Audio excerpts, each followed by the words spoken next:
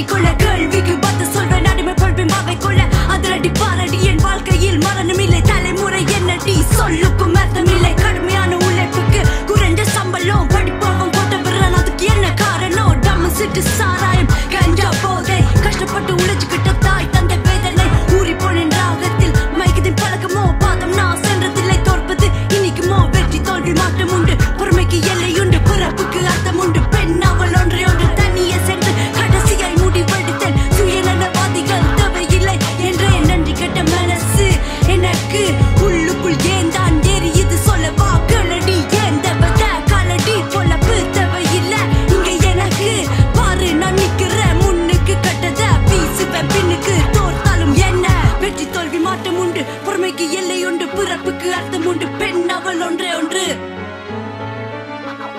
சொல்வதற்கு ரொம்ப இருக்கு இடது பக்கம் பாரடா